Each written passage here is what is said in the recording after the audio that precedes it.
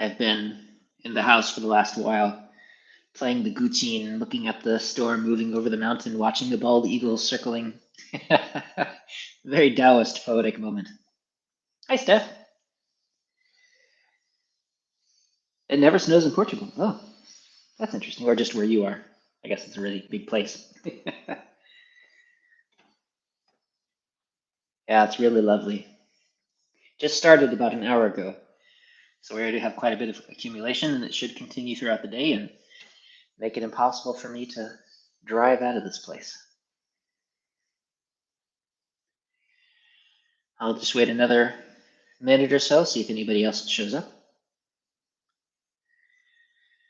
In the meantime, Ping Suo, this comfortable, balanced, seated posture. Weight resting just in front of the sitting bones, backs of your legs. Feet flat on the floor, comfortably so. It is a beautiful place to be stuck in the snow. It's true. Just Mel and I up here. There's nobody here. There were some people that were coming to visit the hall and somebody that was going to come for some acupuncture treatment, but everybody had to cancel because I'm afraid that they'll get stuck if they come.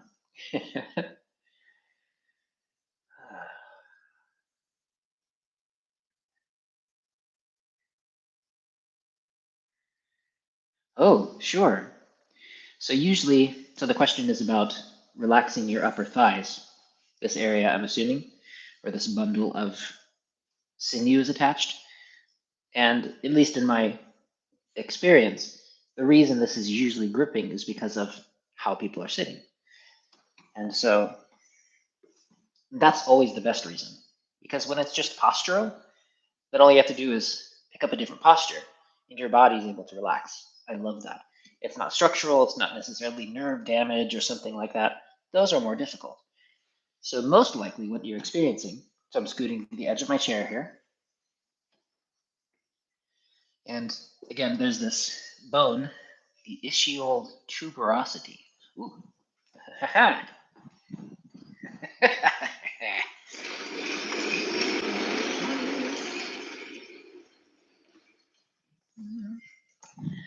This is Billy in the bones. Say hi, Billy. Sup. So, turn you around, good sir. You can tell from the pelvis that it was a masculine human. Couldn't really bear babies with these puppies, at least not very comfortably. And so if you look and see, everything's white, and so I'm not sure how easy it is to see. But these little bones back here, these guys here, if I was to sit down on somebody's lap and try to poke them with the bones on my behind, these are the ones that would stick out. And some people have more flesh than I do, so they can't do it. But you don't want to sit on these, and you especially don't want to sit on this tailbone back here. Instead, we're resting here, the backs of the thighs. And so, Billy, applause from my lovely assistant. And so, usually, people have to tighten here because they're holding themselves, they're bracing.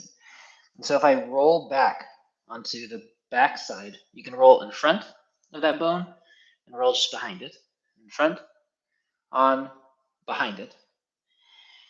And if I sit behind it, my body is forced into this position where gravity is pressing me back this way, or I'm falling into gravity. Gravity isn't a force, right? I have a physicist here. I should be careful with my language. I'm in free fall.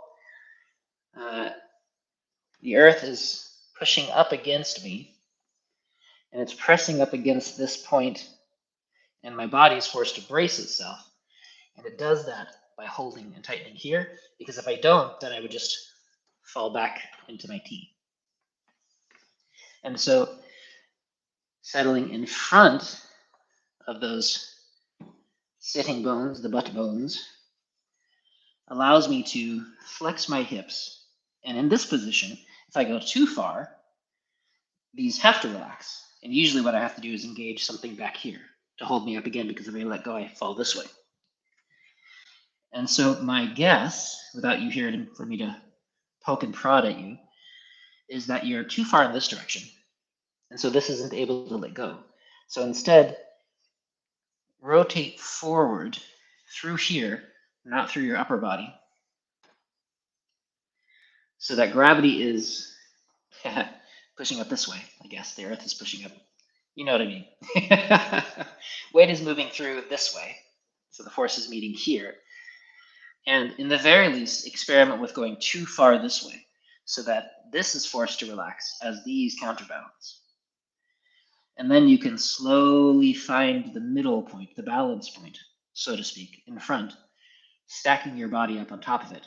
And some of that difficulty, of course, is with the rotation of the shoulders and the neck, because of a lifetime of doing this, and so everything collapsed forward, and now you're sitting down in that position. This is the scholarly sit, right? And so what we want to do instead is soften forward here. Let your lower back relax as much as it can. That shoulder position we were talking about on the side of the body. The neck released and the head released upward. And by the way, Corey, I did talk to Shifu for you, saying that you were asking about this pinching question in the shoulders. And so the next time we all get together, he wants to correct you. So I put you in the hot seat, so to speak. So I haven't been looking at the comments. Now I'll look down. I'm having a difficult dyslexia day, so reading's a bit hard for me. So it may take me a moment. I lift hip really hard because of an old injury. Oh, okay. So it might be soft tissue injury.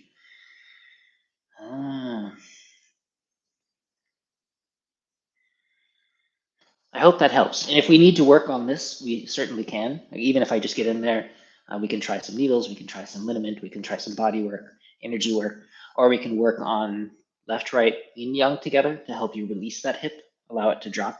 Because remember that as you move, you allow the weight to fall through you, you allow the earth to push up into you, and one hip sits, one hip falls, it falls open. And so probably you're better at sitting on your leg, but it's more difficult for you to release one side.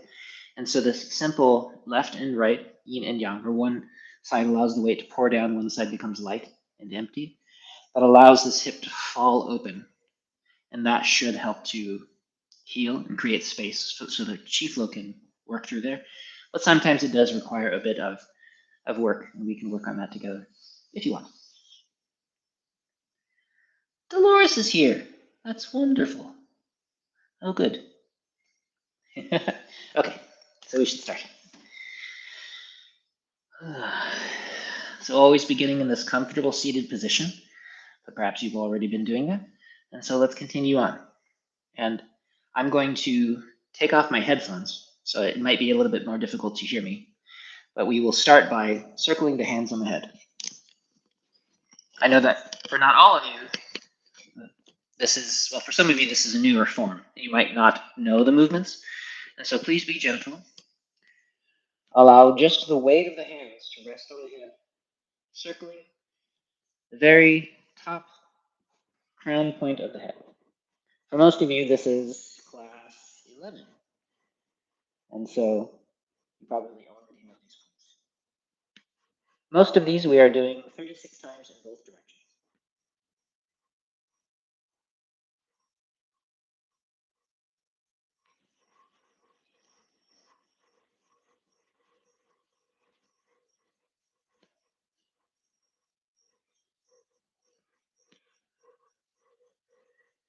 Softening open the crown of your head. And let me know if this sounds too strange. I'll put them on the ground.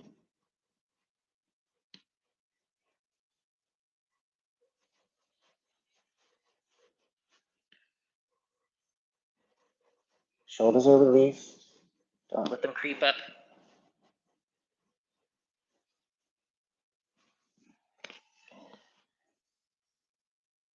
And then, leading with your fingertips, drawing all the way back.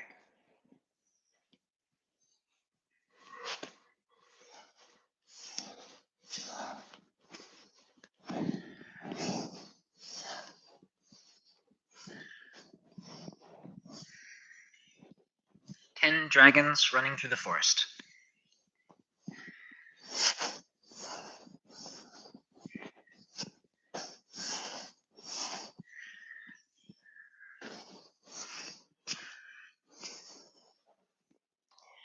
And so for the next, I will take my headphones off entirely, rubbing the back of your head, both sides 36 times, emphasizing with your thumbs that line just at the base of the skull.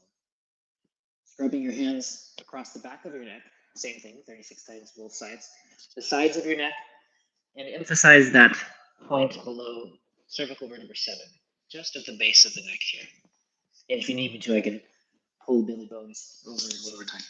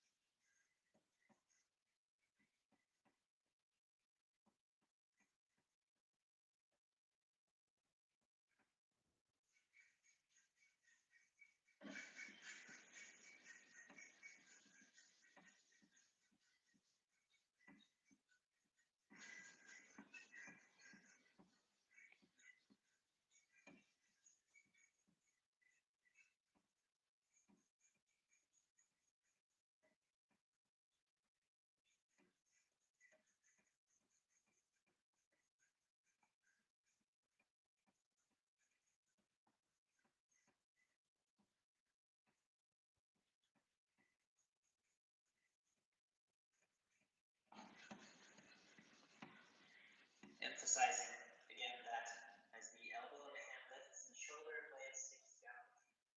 Don't lift the shoulder blade,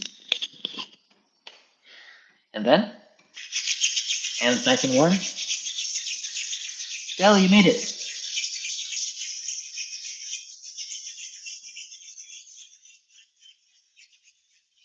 I was walking around in the snow. It took a little while for my hands to get warm.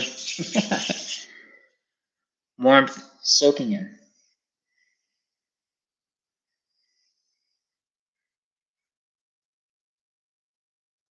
Softening around your eyes, and then ironing off the sides.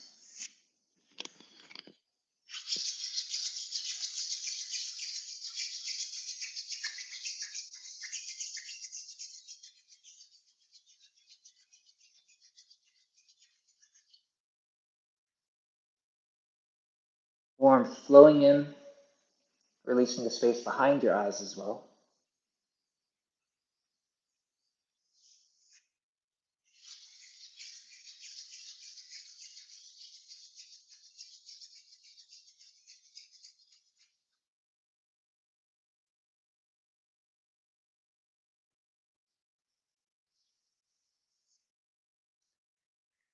Softening that space just on the side of the nose. Allow the warmth to soak in.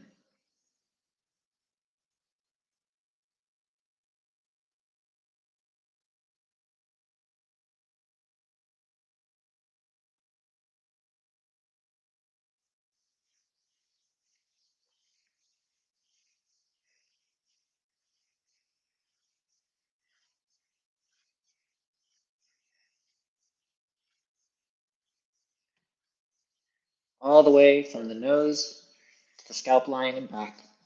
Nice and warm.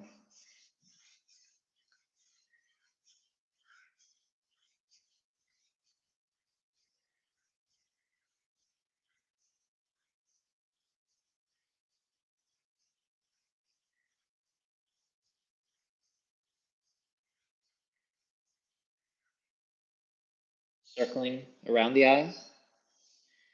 With all of these movements, emphasizing the aspect of the movement that smooths and opens the face away from this scrunching, closing movement we have around the face.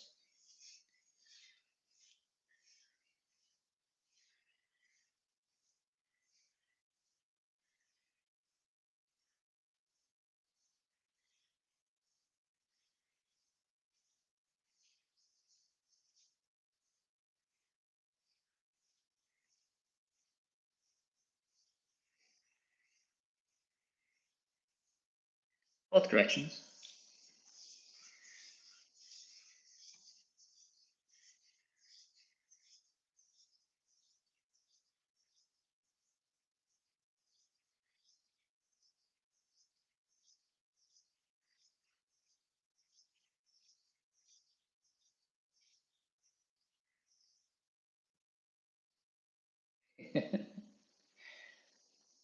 Scrubbing up and down along the line, the space just between the eyebrows and the very end of the eyebrow, up and down. Releasing this area where tension tends to gather.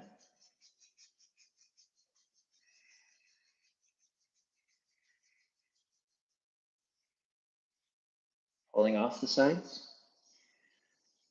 Gently, just enough to warm and nourish the space between the bone and the skin.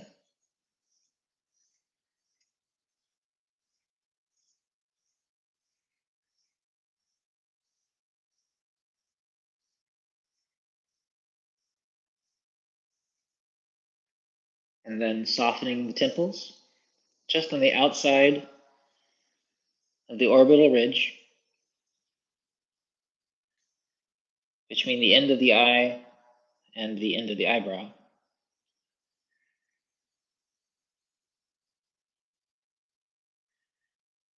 Very gentle, soft and open.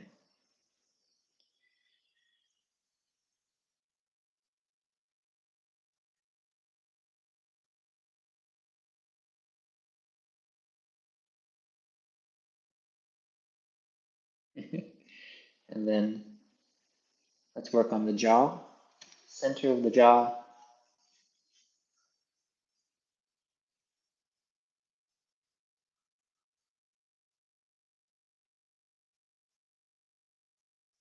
Not massaging, opening and warming.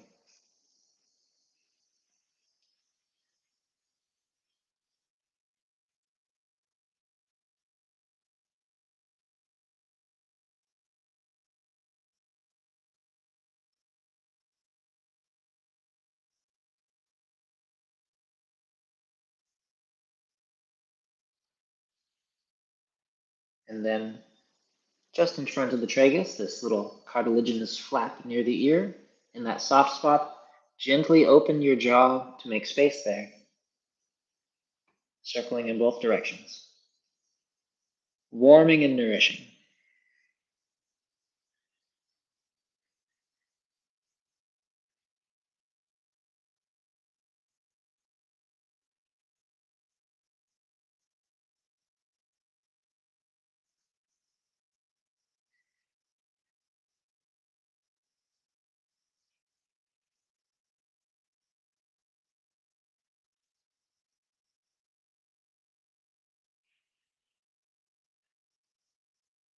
So now I'm going to remove my headphones, but again, for this series for the ears, we're going to scrub up and down first in front of the ear, warming with one finger behind the ear, warming a space around and behind the ear.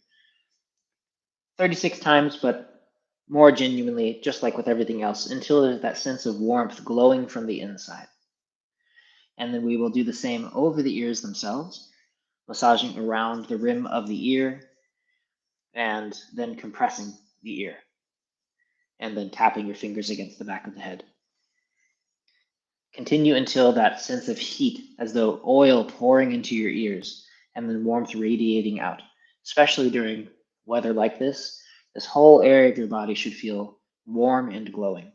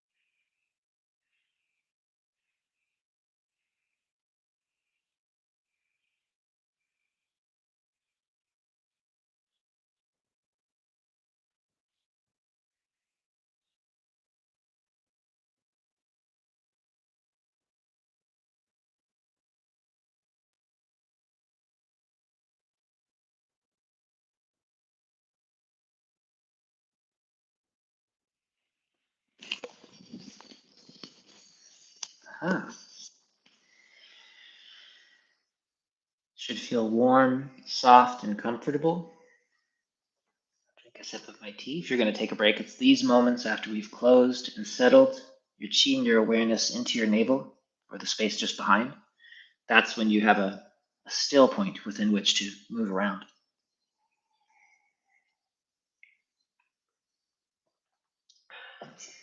Let's see.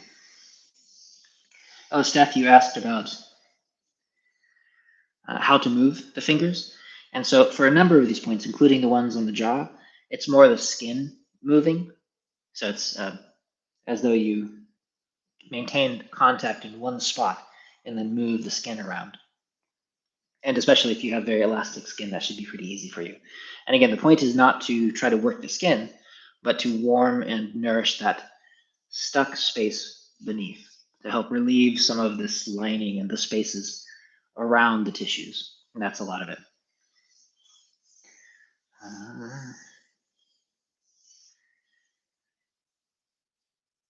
Huh. Well, I'll talk about that posture in a little bit. Good questions. So let's keep going. Softening open here.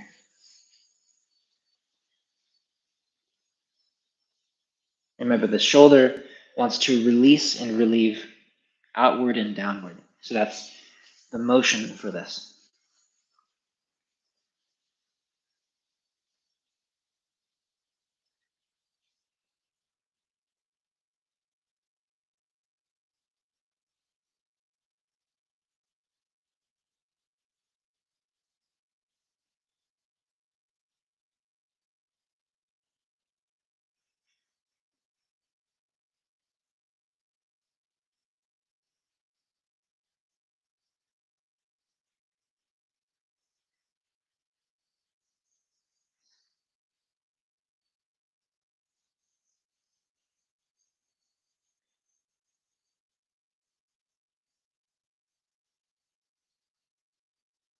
Softening and warming all the way around the shoulder. Again, with this gentle intention, in the same way that we were releasing our face in this outward opening, soothing direction, we are relieving our neck and warming this space. The shoulder, we have this gentle intent to release this direction, outward toward the fingertips, for all of these movements. And again, as a reminder to keep the shoulder soft as you lift your hand.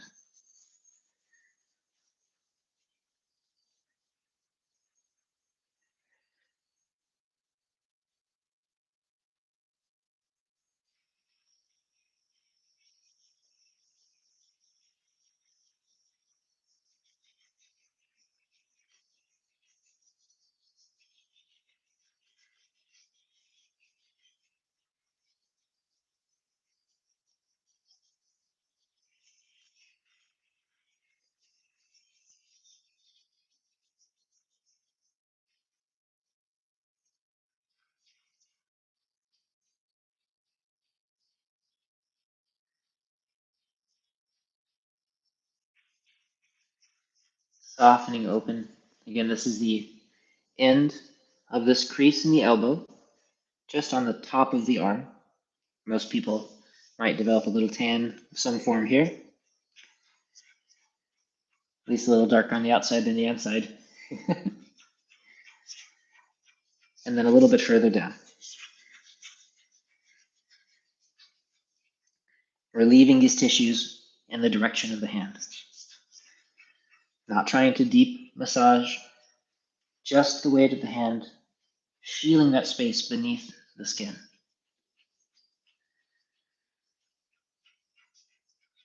And then the space in through here, allowing the movement to travel down toward the fingertips.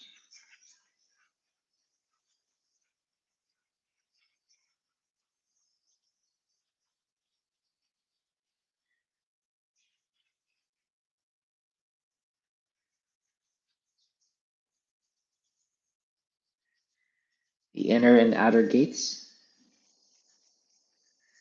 On the inside of the wrist, just between those two tendons, most people have two, some people only have one. There's a soft space just above that bony ring of the wrist.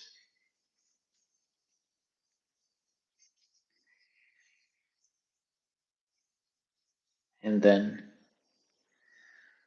softening the outside, easing this line just on the other side of the bone. Gentle grasping circles, warming and opening this place.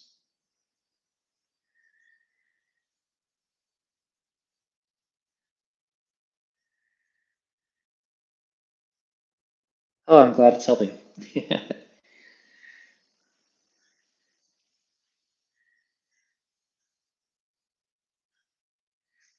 And then large intestine 4, just on the inside here, on the outside. And if any of these points feel especially difficult to find, of course, please let me know and I'm happy to review them a bit. As Del is mentioning, it can be nice to hear them again and again. Same is true for me. Softening through. It's all mastery is just mastery of the basics. You're just repeating and repeating, deepening skills.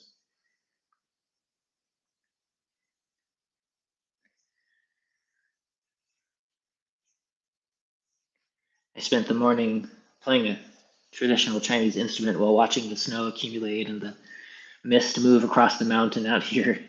Bald eagles circling in the valley. Gorgeous. And it's a very Daoist kind of moment. And the reason to play the instrument isn't for me at least, it's not for performance, it's a cultivation tool. As I'm playing, I'm cultivating respect, refinement, careful listening, very quiet heart and mind, a very particular quality, as well as harmonizing myself with the environment. That's the nature of the practice. And it's the same thing here, that as I do these movements, at first we are doing the practice and we're trying to get the technique and we're trying to remember, oh, is this point or this point? But part of the reason to do this for 100 days is because toward the end of it, this is just in your body. Not just the location, but also the depth, the style of the movement, and your body has opened and transformed so that it's moving now completely differently. But on top of that, more importantly than the location and the technique, is how you are with yourself. That's why it's so important with this practice to cultivate this loving heart, this quiet mind, this very gentle way of being with ourselves. We're not trying to get our body to change or treating ourselves like an object. There's this soft, opening quality, this deep self intimacy, vulnerability as you are here, probably by yourself, gently opening the tissues, working through whatever little bits of trauma come up, taking the time to be still and loving and friendly toward yourself, this deep kindness. That's a huge part of the practice, more than the technique. So really make sure that, like with the Qigong, it's not just about what you're playing, but about how you are when it's happening. And then go to the other side.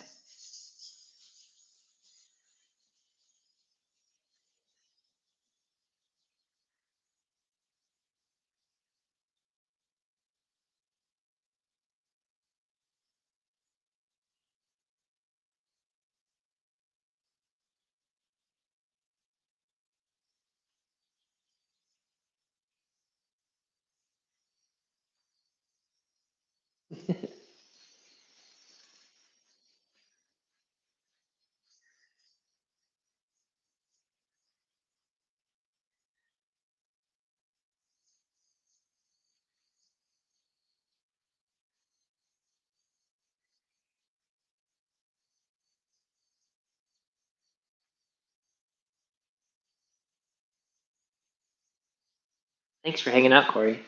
I'm glad that you made it. And if you save the link, you can always finish it later if you want to see how the snow accumulates. So I leave it up, I take it off of the easily found place, but I don't delete the video. And so as long as you have the link, you can always watch it again. And then I put an edited version into the Patreon for people for later.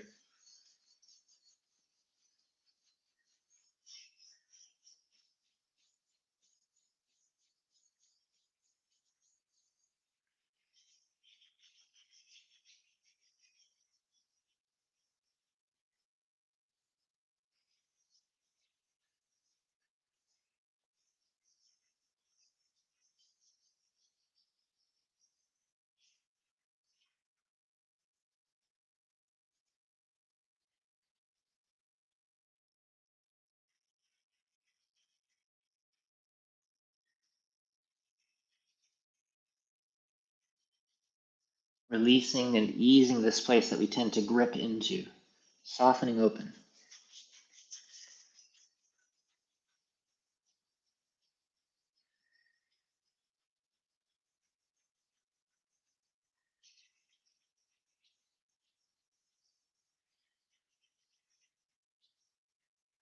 You don't have to try to create this rolling motion that I'm doing. Sorry, I habitually do this. This is a traditional Chinese massage method called Tui Na. This is rolling. But you can also use your fingertips and soften the tissues in there if that's more comfortable, or the flat of your palm. That's okay too. I've spent so many thousands of hours doing this that this becomes very easy.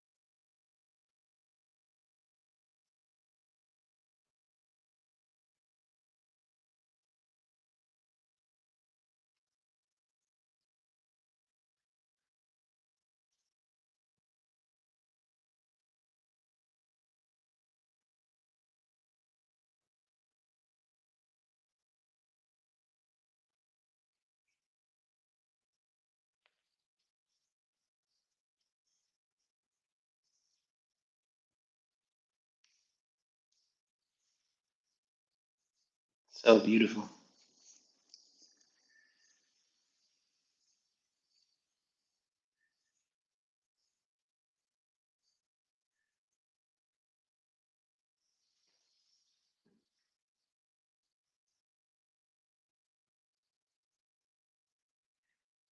Just releasing, soft. You're not trying to hold your hands open.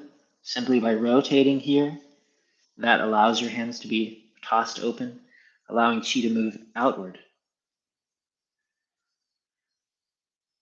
Don't add tension to your hands as you create this. Be soft and gentle. Far more likely to get a good response from your body.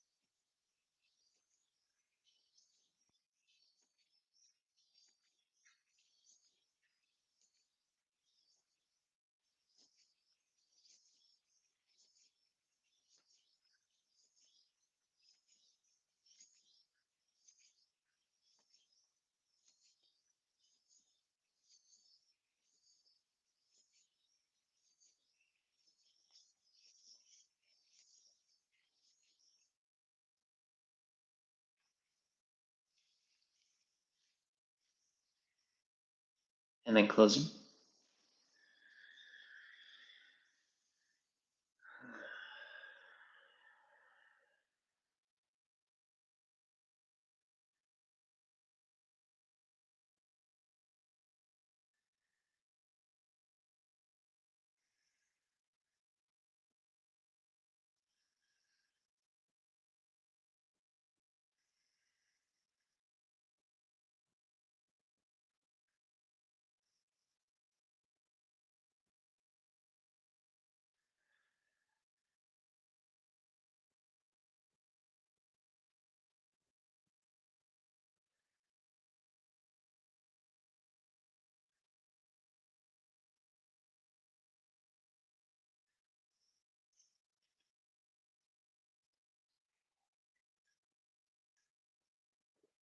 Lots of good questions, Del. I'll have to save them toward the end.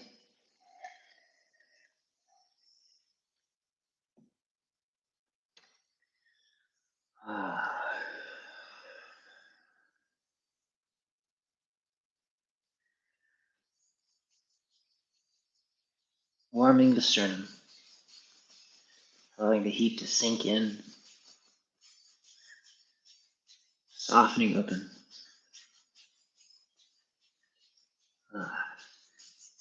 This weather makes me feel quiet.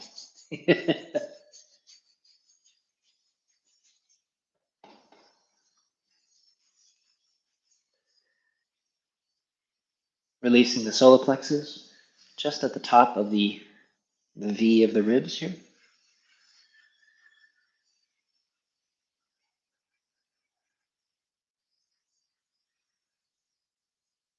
Easing them open. Again, this is a space that many people hold a lot of emotion. And especially in our culture, we're obsessed with restraining so we can't look like we have a belly. And this is our diaphragm. And so this freezes because, oh no, we might actually have intestines. And what I have to tell people in the clinic is that you can either have a flat belly or you can breathe.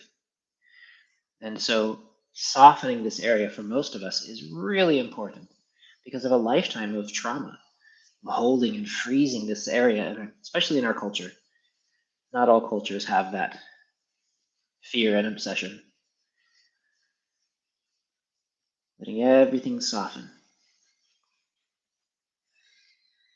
And in the internal arts, in the body, this is possibly, this whole area here needs to be softer than any other part. But in most of us, it's the hardest place, most frozen. Just letting it go.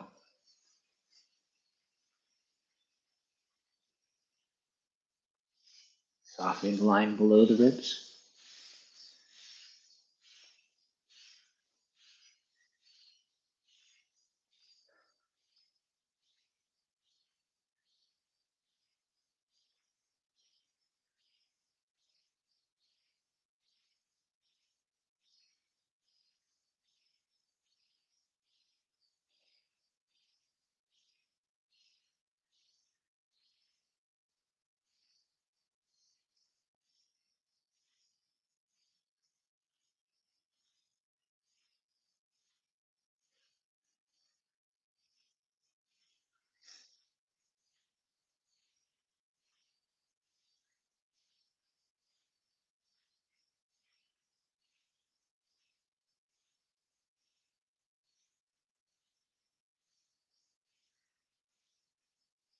Easily releasing that space between the ribs, softening, letting your fingers sink in a little bit deeper to release the tissue that is in the intercostals, the space between the ribs. Again, this is a space that many people hold a lot of frustration and anger. Or like me, if you've spent a lifetime getting your ribs cracked, you can spend extra time here. I always make sure I spend a lot of time here.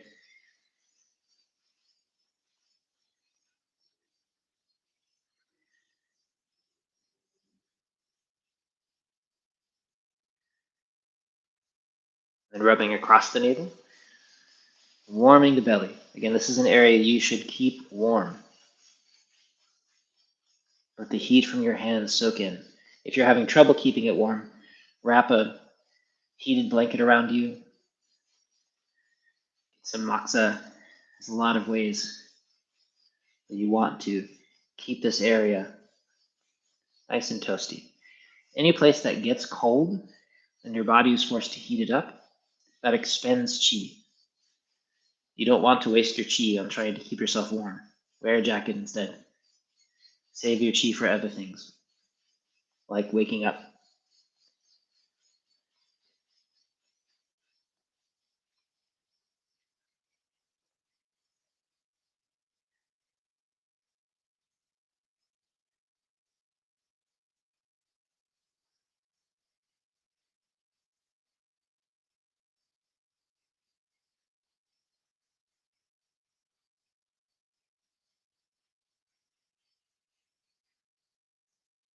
Softening the front inguinal groove here. Emphasizing the downward motion. This point just on the inside of these usually tight bands of tendon here. Allowing everything to open outward toward the feet.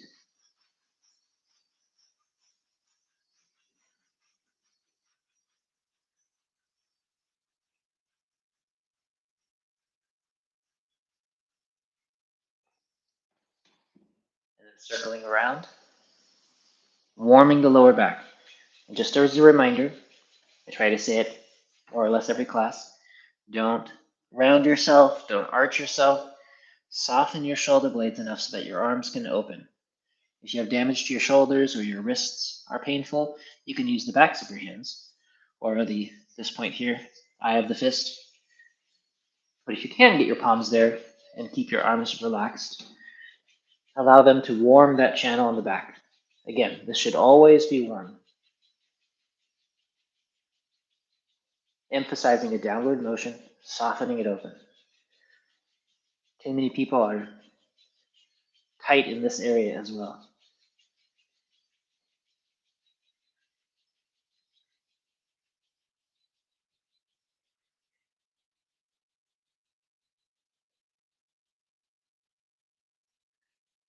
We want all 18 pivots, the major joints of the body, to be open and soft so they can move gently through a full range of motion without effort. And one of the most important of the 18 pivots is this area here in the middle, which can roll like a ball. Not your waist, your dantian. It really does move like a big ball, but you have to let it go. It has to be perfectly soft, nothing holding it. No gripping, no tightening, no muscling your way through. You let it go. And the back half of the ball is attached to back here. So you have to soften these connections.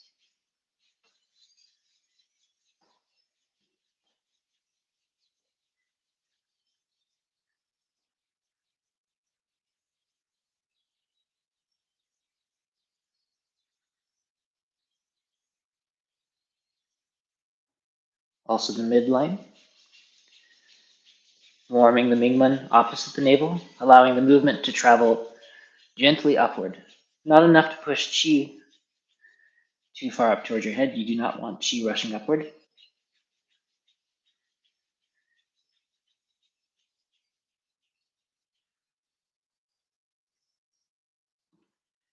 Warming the tailbone as well.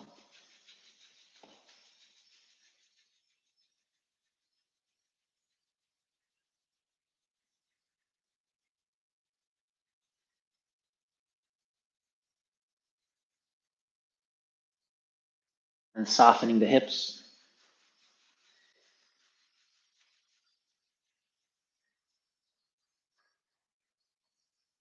Point on the outside of the hips. Gallbladder 30. And then down the gallbladder channel, sides of the leg.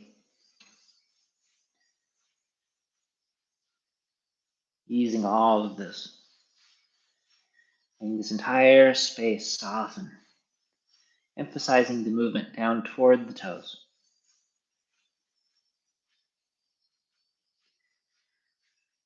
Easy and gentle. So beautiful, gosh.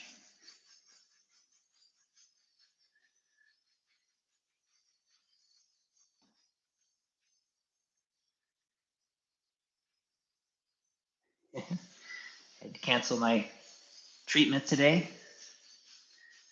And luckily the woodwork that I was doing was inside.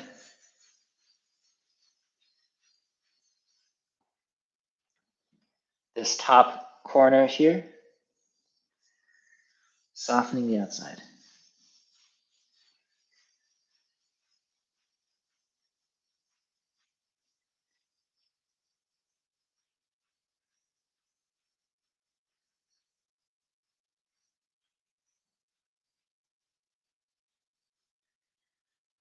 Easing it open.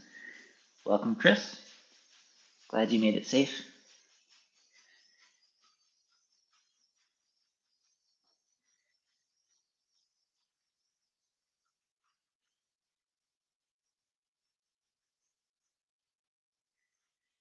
Inside of the leg as well. Spleen 10, liver 8. This whole soft area here is the sea of chi. Excuse me, the sea of blood in this area.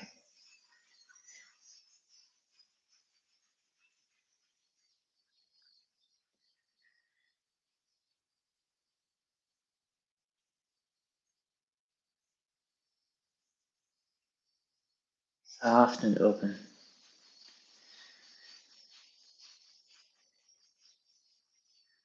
Calm, gentle, warm. Create the conditions within which your tissues release. There's a mental condition, that is this softening open space.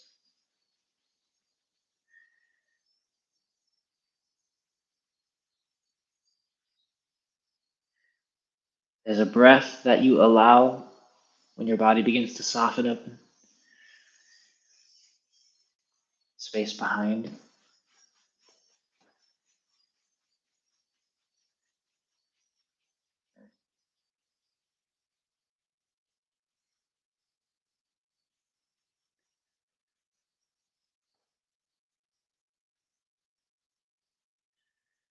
Warming and releasing that place behind the knee.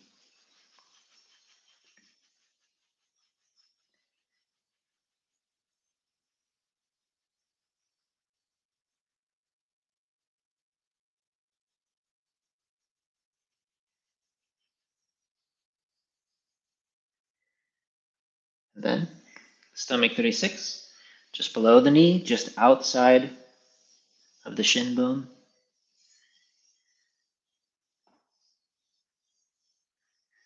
The belly of the anterior tibialis here, allowing it to soften open. And again, when you sit, fold from your hips so that your back can relax, keeping the neck long, everything soft. There's no pressure in your spine. Your breath is opening. Your whole upper body lengthens down to your fingertips. And if you'd like to, you can, of course, work the spleen 9 point on the inside as well.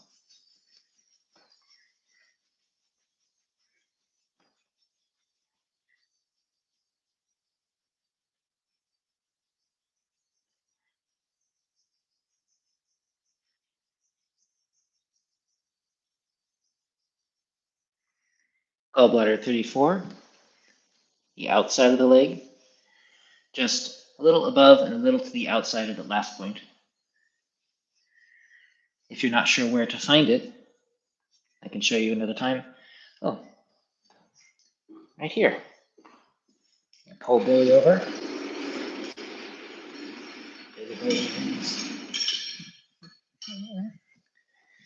So, let's see if you can see this. We have this is the shin bone here. And we have this crazy little bone that runs up along the back and meets just here on the outside. And there's this bone head, this bone head, this bone head, and you can see this little space here, just in between. That's where the point is. Thank you, sir.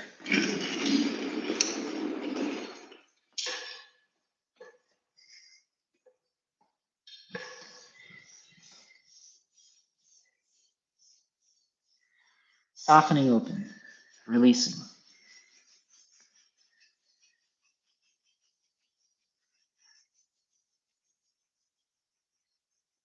This is a meeting point of the sinews, and so you want to find a way to ease it. Again, ligaments, the tendons, all of this stuff, it likes to be tight, like a rubber band. It pulls tight. Everything grips on the edges. For the whole body, this happens. Create the conditions within which they release. All the agitation, the bounciness, irritation, all that stuff causes this gripping that we want to ease and let go of so things soften. Connecting all those points together.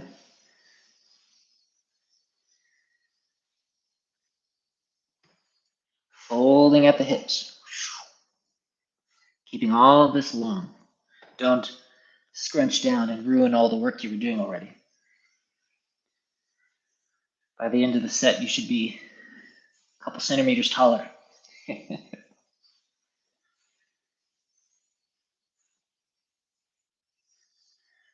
Ah, so nice. We have a family of bald eagles that lives here, and they always come out in this weather.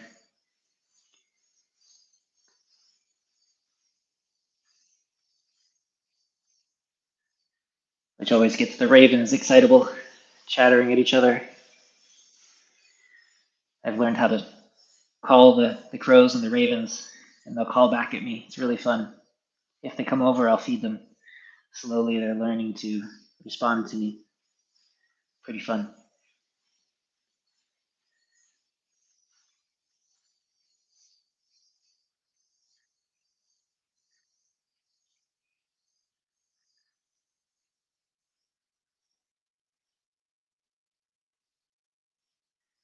Soft and easy.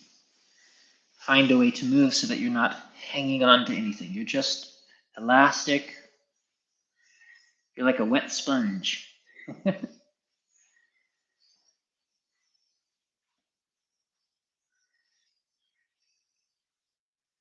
Both directions. Relieving all the way around the knee. Warming. Letting that warm-hearted intention soak in as much as the heat from your hands.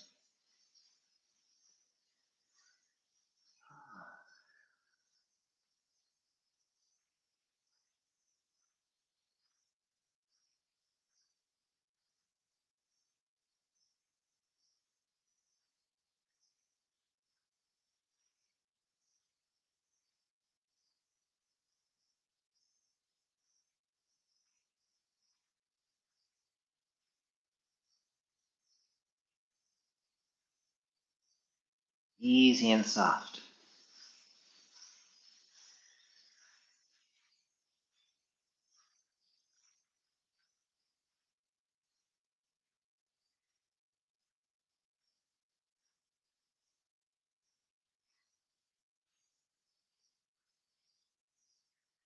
And then letting the fingertips dip into the skin, settling above. Just using the weight of the arms, lengthen your sinews. There's a kind of eagle claw technique, leopard's paw technique in Tai Chi practice. And it's not from contracting, it's from lengthening around. Lengthen to your fingertips so that you're not gripping. Your fingers, your palms, your wrists, they all expand and soften. All power comes from release.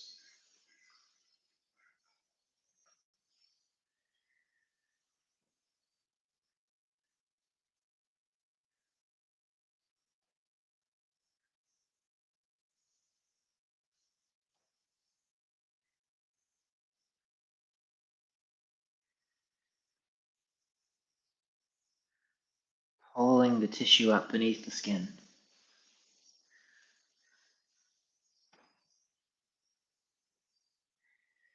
Ah. Now, off comes the shoes.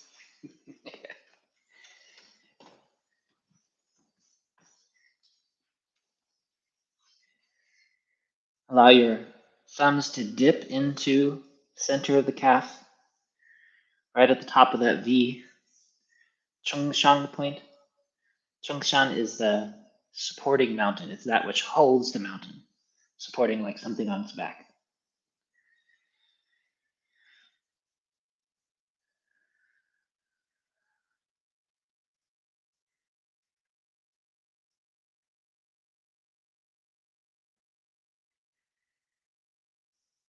You can use your fingertips to soften that muscle along the shin, as well as relieving that tension that might be in the Achilles, the tendon, all the way down to the heel. You want all of these to be soft, released. Remember that a healthy muscle is strong, but soft and strong, not hard and strong. Our culture obsesses over tension. We talk about being tone. Tonus is another word for tension. We love the look of being in flexion all the time. So we hold in our belly, we grip our arms and our legs. Everything is pulled in toward the center. Softness goes that way. Let your body fill out. Let it become round and soft, porous, and it fills with chi. Gently.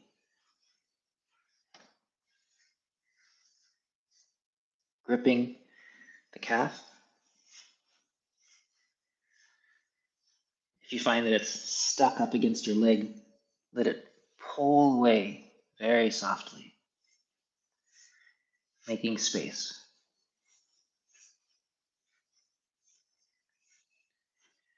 And then warming just above the ankle, this spleen 6 point here, San Yin Jiao, as well as the point below the ankle here, the inner ankle.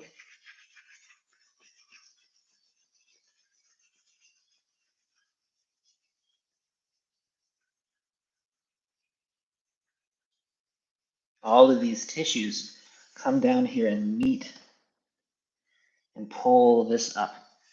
So this is the spleen, the kidney, and the liver channel that allows the leg to fill from the inside. And when this is gripped or injured or cold, the chi stops. And we have to use force to overcome it. We want to be soft so that chi flows on its own.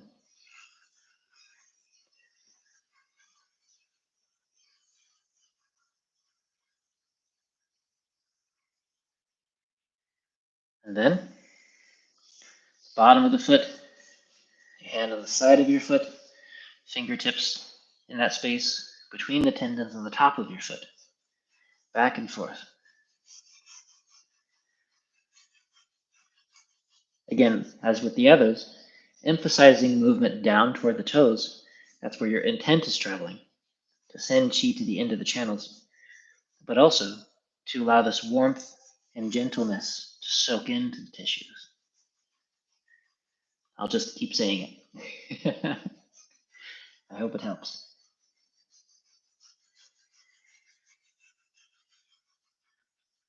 I know that feeling. ZhiCheng Shifu will say something, and for the first time, for some reason, I'll go, oh, relax. I see what you mean. And then he pulls out the big stick and hits me with it.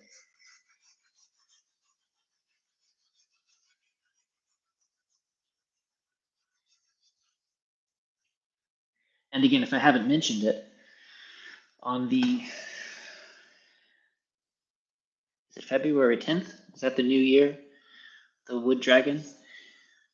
Whatever that Saturday is, that evening, we are having a festival at the Daoist Studies Institute. And a good portion of it should be online. And so you're either welcome to come to Seattle or to join us online. And it'll probably be pretty darn late for those of you across the pond. But it's free and you're welcome. And I'm certain that you will see my instructor throw me around all over the place. He loves to do that.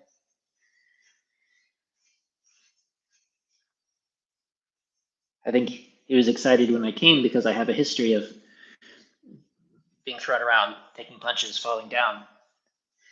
And so he said, "Oh, I can demonstrate on you." And he does. It's wonderful.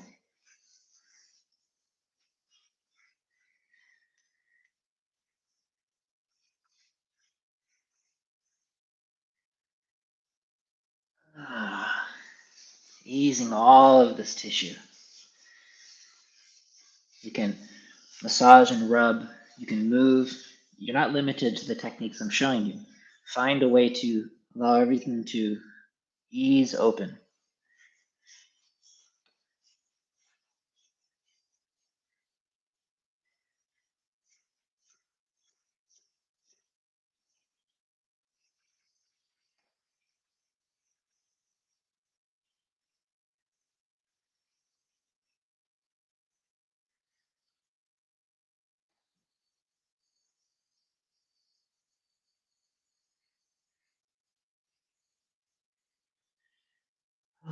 You probably can't see it. I know a number of you have been here before, but because of the shape of the forest and the valley that we're in on the mountain here, we have all of these microclimates and small vortices of snow that you can see when it's foggy or when it's snowing like this.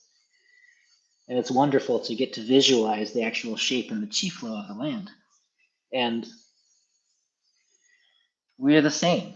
We have the same qualities. So, like Del was saying, we want to understand nature because we are a part of it. All of our illness comes because we pretend that we're not. We try to go against nature. We try to fight against things. We try to not listen to our body. We try to become more. It's an unhealthy cycle. We don't sleep when we're supposed to sleep. We don't eat when we're supposed to eat. We don't. You get the idea.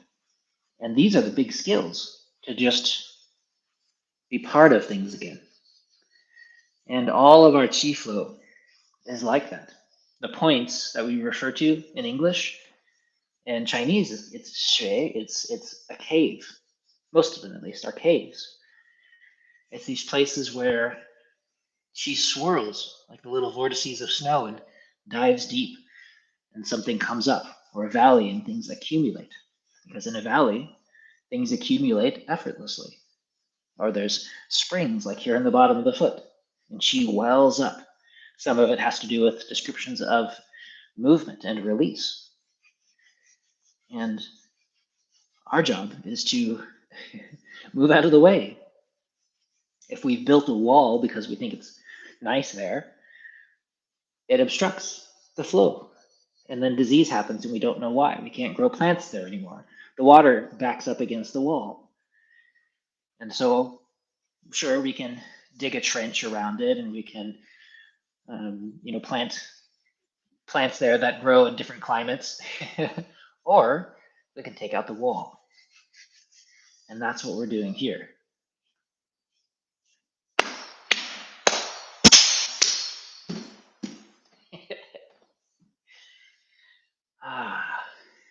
Releasing down the outside and back, up the inside and front.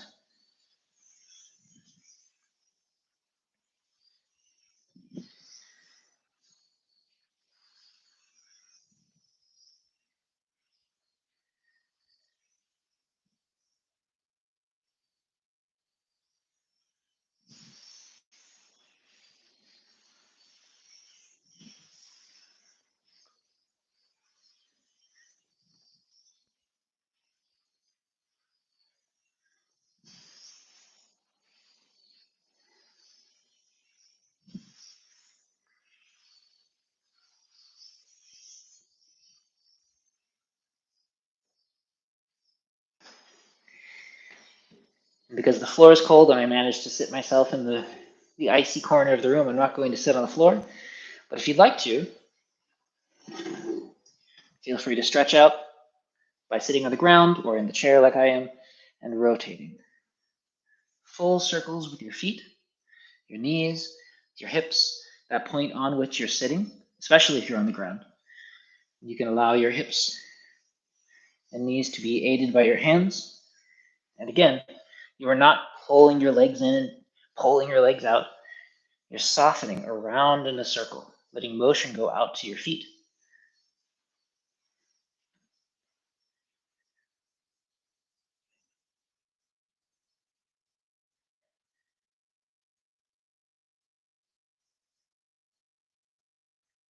Full circles. Your breath is soft. Don't turn this into an exercise. Stay relaxed.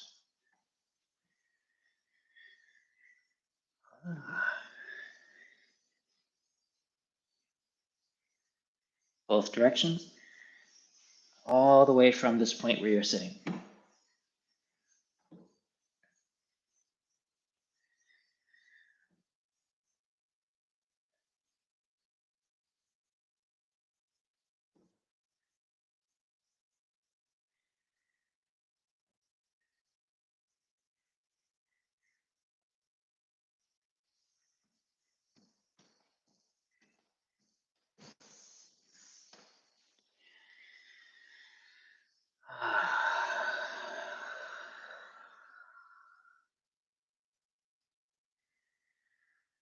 Letting your body soften with your spine upright wherever you're sitting, turning your waist. Again, the mistake is that people tend to turn their head, or they twist their shoulders, or they lean. Instead, stack your body upright, let it open, turn your navel from side to side. As you soften all of this, this becomes very mobile. Turning my navel, nothing else. My nose, my sternum, and my navel are all in line with each other.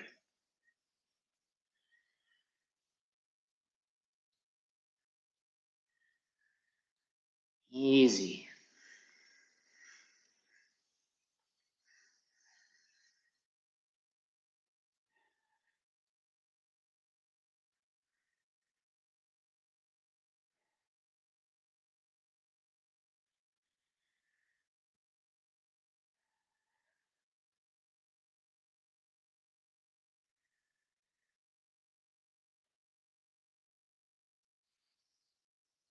I was wanting to introduce the mouth set that we keep not quite having enough time for.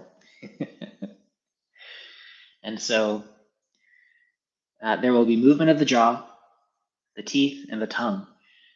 But because we spent so much time softening this space open, what I don't want is for people to do the movements until they start to feel sore or tight. And so please stop before that point and just slowly increase the number.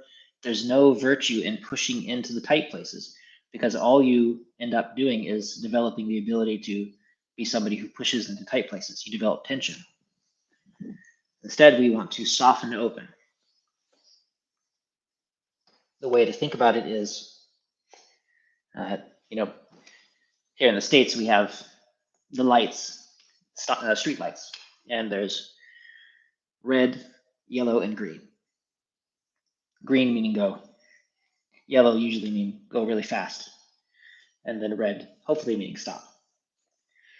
And in our bodies, as we are practicing, there's this lovely green space, hopefully green space, where everything is easy and effortless.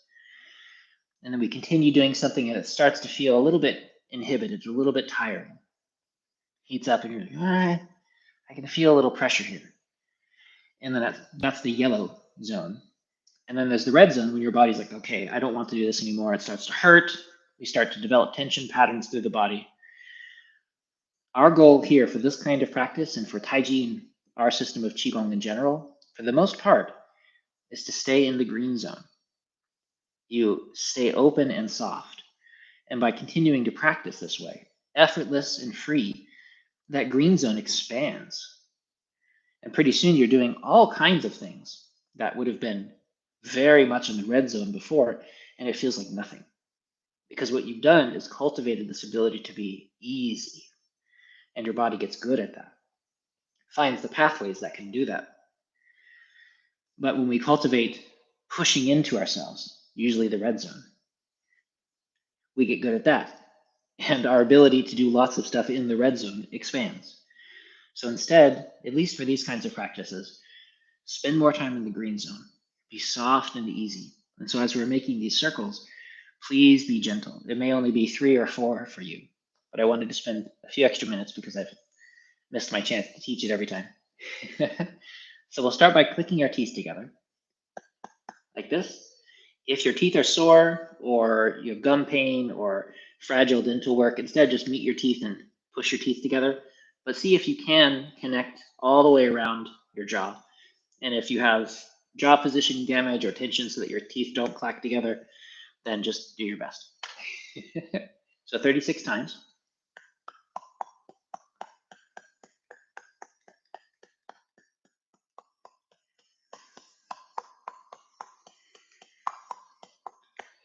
And then we're going to rub our tongue around. So let's try 9 times or less around the outer perimeter of your teeth and then along the inner perimeter of the teeth. We'll do it in both directions 9 times. Please go slowly if you need to. At the end of it, you'll have some saliva accumulated, so you want to swallow that saliva down. You can divide the saliva up into 3 if there's a lot of it. Swallow it down into 3 parts. Follow the movement down as though that movement continues all the way down behind the navel. So those, the clicking, the rubbing of the tongue, and the swallowing, and then I'll give you one more. Take your time.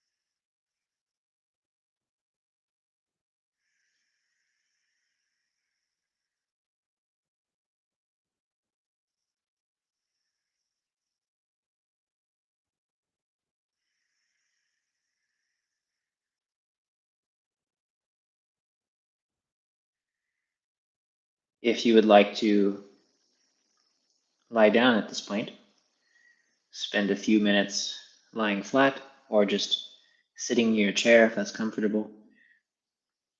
Before I show the next movement, which we won't practice, but I'll talk about and answer some questions, we do want to spend just a few moments in stillness. Most of the classes we don't leave much time for it, and so I wanted to make sure, especially in this weather, this time of year, that we take a few minutes to just be still, feeling the whole body alive and warm, and some level of awareness resting beneath your palms inside your body, between the navel and the spine.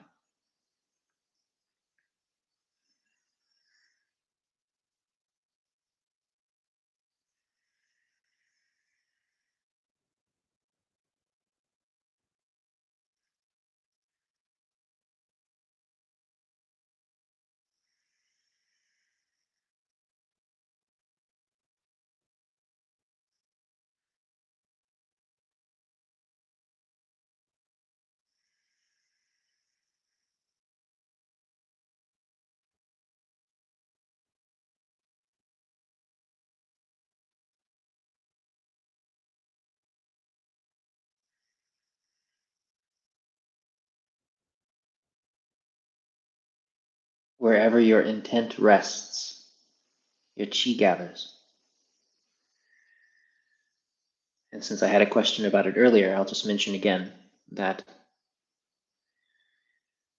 we do the non-doing. We rest our awareness someplace. And until our mind becomes quiet, which eventually it will, it jumps away, goes someplace else. You start thinking about next Tuesday's lunch or last Tuesday's breakfast, something like that. An argument that never happened. And after a moment, you go, oh, I'm somewhere in South Carolina riding a camel for some reason. And you release that imagery, you release the distraction. Distractions are a kind of tension in the mind. By softening that, your mind naturally drifts and settles back into the present moment. Avoid the habit that people tend to have where they grab the mind and they push it over here. That never leads anywhere. It just creates more mental tension. Your mind never slows down and never gets quiet if you do that. I tried it for decades. Instead, by softening the mind, softening the body, heart, things settle. And if you let this settled awareness accumulate in the center of the body, it creates this anchor. And your mind relaxes down and stays there. And it becomes much easier to allow your emotions to be settled, for your mind just to remain present and quiet. You're not fighting anything. It doesn't require any energy. Just rest.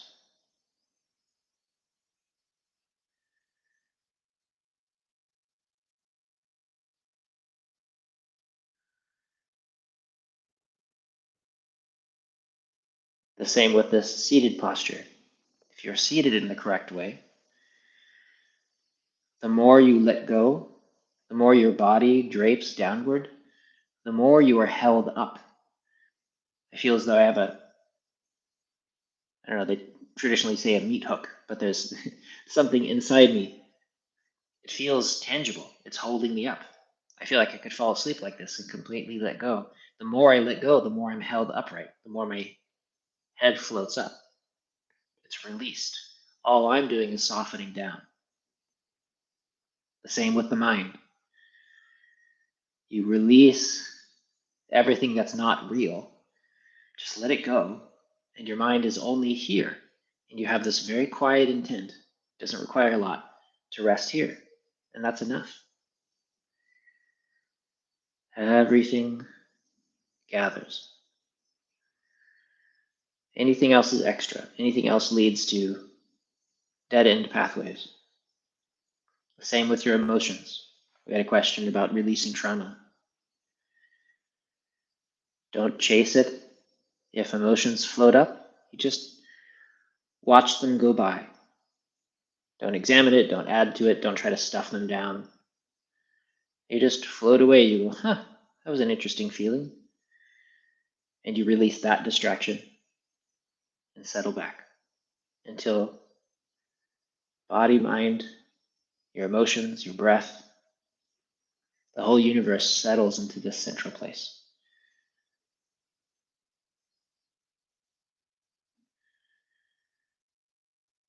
This is the most fundamental, most important Daoist practice, cultivating stillness. And stillness is not holding on. Stillness is the complete release of everything so that you settle like snow in a valley. Gentle circles around the navel.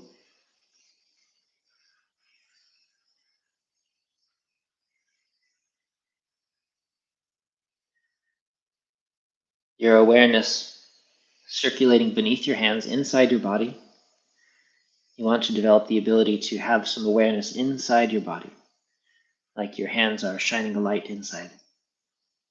36 out, successively smaller and smaller circles as you spiral back in, 24 times.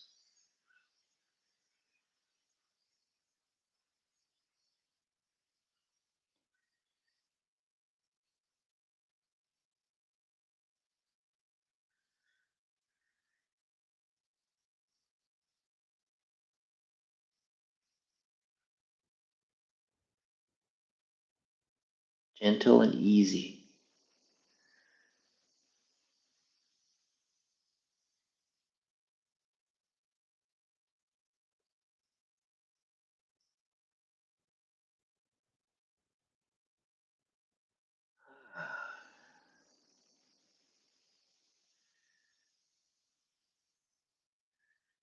So we have a few minutes here. We already have some questions in the pot, and I'll do my best to answer them. Let's see here. And I apologize, I'm having a strong dyslexic day and I don't have Mel to help me. My Chinese is great today. I'm reading Chinese no problem, but English is kicking my butt. So let's see what we've got.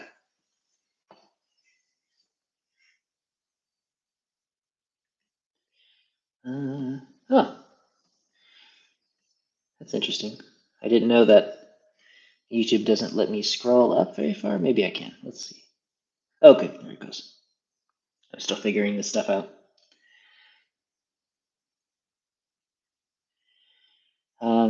So you talked about the cold, Del, and in general, this is a thing I have an unfortunate amount of experience with. The Wim Hof method and the Tibetan method, which is Wim Hof just stole a small piece of the Tibetan system. The people who have cultivated this skill that I know of that did it the right way, because it's given to these Buddhist monks that go off, and it's usually given to younger boys who need to go off and do mountain training, and they need to stay warm. And they cultivate this method. It pushes their chi out because they have a lot of yang chi. To cultivate it, they can push it out. But despite what is being sold these days, it's not considered a health practice. You can have abundant chi so that you can nourish yourself and you can push chi to your exterior to make your muscles strong, to increase circulation. It increases local immune system. But again, there's this classic statement that the outside grows strong and the inside rots, because you're expending your chi, you're throwing your chi to the outside. That's one possible damage from it. Because remember, these skills aren't to be done in isolation, they're part of a whole system. They're usually done with a master there to teach you this skill.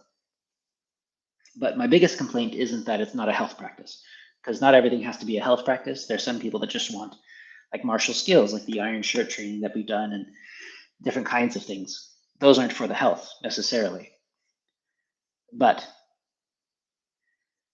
the scariest part of it, in my experience, is that it tends to cause a lot of mental emotional troubles, because you're pushing all of this chi up.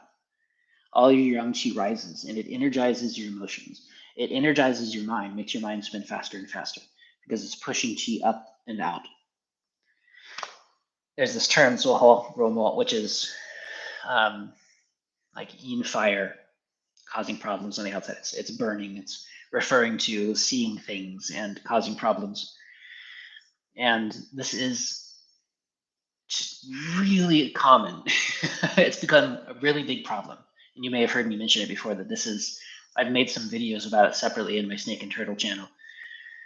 The last one I made actually is called Is Meditation Dangerous? But I've talked about it a lot because it has been a really big part of my clinic experience, that people are using Qigong practices and meditation practices to hurt themselves, to gain powers, certain abilities, like the ability to not feel cold or to stay really warm. But it's done in an out of balanced way. And so that it is bad for their health when it's not supposed to be. Sometimes it's not supposed to be. Or it is really agitating for the heart mind. And so people develop all kinds of, they ruins their chance for peace. And part of the problem is that it's not just a temporary thing. It actually does long-term damage. And there are some people that have damaged themselves that you might know, and you will see them become really strong, immensely energized, and in really problematic ways because they're no longer settled. They've lost their ability to cultivate for something different other than just more. Because the problem is when you get lots of qi, you get more of whatever's there. And so there's this traditional Daoist saying, Xing and Ming Shuang Shou. Xing Ming Shuang Shou is this, basically you cultivate spiritual skills and physical skills at the same time, is a way to talk about it. And it's really important because you want to become healthy and to nourish yourself to be vibrant as a practitioner while you quiet your mind and open your heart, because they help each other, because we're all one creature. It's all one experience. And at the same time, if you don't take the time to settle your mind, to become very quiet and balanced and harmonious, then when you're adding all this chi, it just creates agitation. You become a monster, which, gosh, there's so many examples of that in our world, this world. And they tend to make lots of videos and books. And the problem is that people then take those and they go, oh, more of this. But I can tell you from my own experience, I've studied with a number of these masters because that was a thing I did for a while. As I traveled around the world finding masters. And gosh, some of them are fantastic at what they do and terrifying to be around because they are not healthy people. You have to be careful. It's one of the reasons I moved from Costa Rica to come back to the States, which I never expected to do, is to study with somebody who is cultivated in both ways in a system that emphasizes that safe healing quality. You don't push anything. You just settle, and like filling my glass of tea. I want the tea to come up, but I don't splash my tea up. I fill it and it comes up. And there's safe ways to do that, and there's not safe ways to do it. And the fast ways are usually injuring. In fact, that's another famous saying: fast injures, slow heals. But people want fast. They want intense. I want to feel it. And I want to look good while I'm doing it. And that entire mindset and that entire style of practice can be a poison that you have to be careful of. And so, to answer specifically the question about the cold training, just even here in Seattle, I've personally worked with a lot of people because there's this wilderness awareness school up here. In fact, a number of people in the community teach there. One of the gentlemen used to run it. And a lot of the students that do that work, they develop a lot of physical problems because they're not cultivating correctly. All they are is becoming numb. And that's not a good way to be. And so they feel hot, but their bodies aren't doing well. Or they become very sick because they're pushing all their chi to the outside and they become hot. But like I said, their inside is either overtaxed with yang or they burn up all their chi. And their emotions get hypercharged. That's a whole thing. And of course, I can't speak about specific people, but I have literally worked with, I don't know, I'll say over 20 people since moving here. I came here to live at the Daoist Center 7 years ago. And 20 people off the top of my head that were damaged from doing those practices. So those are the people that came to my clinic, not the people I've talked to online. And please let me warn you away from a lot of these practices because they, unless you're under the guidance of a master, doing it as part of a larger system, like the full Tibetan system, for instance, that one technique, avoid it. Because, and I don't want to just speak poorly of the people teaching these methods, but the most famous teachers of those methods themselves are really very clearly not well. And I think a lot of it has to do with these methods that they just plucked out, rebranded, and they're doing damage. Some of the students have died from a number of these methods, and it's not safe. And a lot of their students now are backing away. But just from my own experience, local experience, I've seen it hurt a lot of people. And so there's nothing wrong inherently with wanting to develop powers and abilities, but please do make sure that it's balanced with this deep cultivation of mental and emotional well-being. And that's a really important thing to cultivate. Not to tell anybody what to do, but that's my opinion. So let's see. I'm gonna go down my questions here. Sorry, it's gonna take me a little while to read them. Oh, that's right. You asked about how your shifu sits, though, and I'm not sure what you're describing. Maybe if you want to send me a photo or a video. It sounds like what you're describing is that your teacher sits like this or something, and I don't know why that would be. I'm not sure what he means by a proper way to sit. If your teacher is, I can't remember. I do remember your teacher existing, but I don't remember who he is. If he's coming from a Japanese backdrop, either from the, I know he's doing a Chinese style, I think, but if he has a Japanese backdrop, he could be wanting to practice seiza, sitting on the knees, which is a legitimate way to sit and practice. Or if he's sitting with a bench here and you're resting on the bench, that's another way to sit.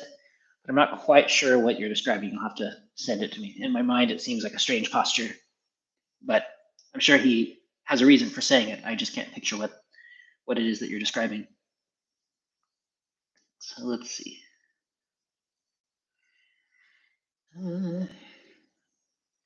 Oh yeah, you will not be afraid of the cold. So part of this is probably a translation issue as well. I'd have to see the Chinese if you want to send the Chinese. But remember that fear of cold in Chinese medicine is a specific thing. It's referring to a specific kind of imbalance. And so it might be referring to wind or cold aversion. That is, what has to do with protective qi, the way qi in the body. And it's a state. So I'm not quite sure what they're describing. I'll have to see it. Hopefully the actual Chinese, not the translation of the translation. Yeah, burping can be good, especially around lunchtime. And yeah, Chris, oh my gosh, sorry that happened to you.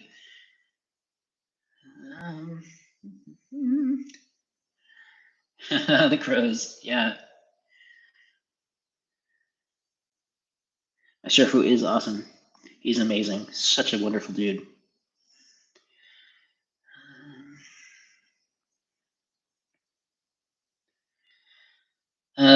Yeah, Mel's just been working, Chris. I assume you're still in the room. Sorry, I can't see all the messages at once.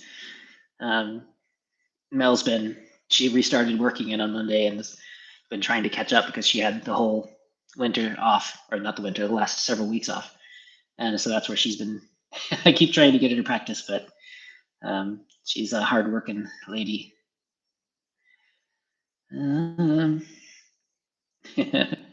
And Chris, yeah, if you watch this, just remember that you can save the link or watch it later on Patreon.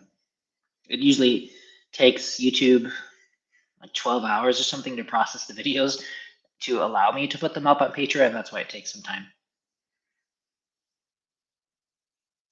Yeah, you mentioned Wim Hof, and I didn't want to mention his name, but yeah, he's famously not well. And a lot of his students get really sick, and I've seen a lot of them get really sick. And so it's more like he's really good at branding. But if you ask my opinion, please don't do his methods.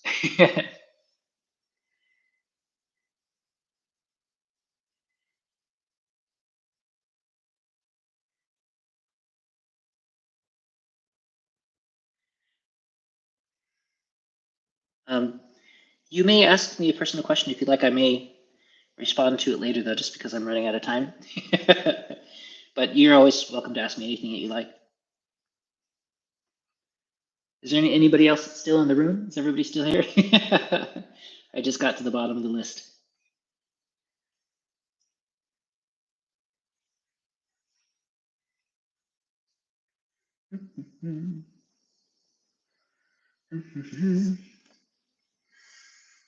Thank you, Anna. I'm really glad that you came, and Anna as well, because you have been practicing this stuff for a long time. If you ever feel like sharing in the notes, then I'm happy to have your opinion added to this as well. It's always good to have more practitioners' feedback. I would happily live forever.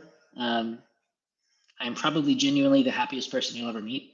So life for me is just wonderful. I was told by doctors that I would die in my 20s. This is the whole thing.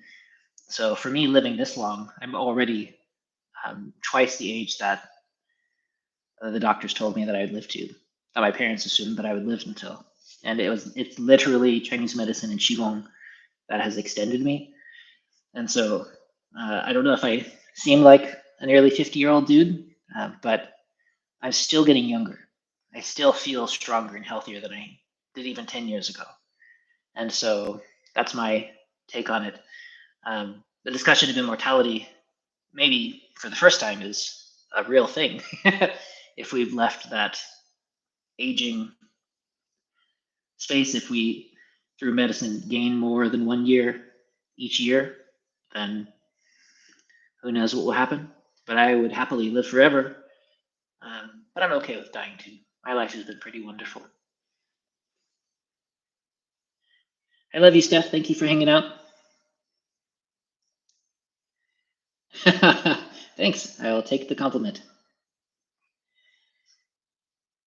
Yeah, my instructor is 70 something, and he's wildly fit. He works out here on the farm all the time, pushing boulders around. He's a tall, skinny dude that is, his power level is ridiculous, and he's always energized. He does more work and practice than any person that I know. I just try to keep up with him, and he by himself is a testament to good health. I have so many stories about him.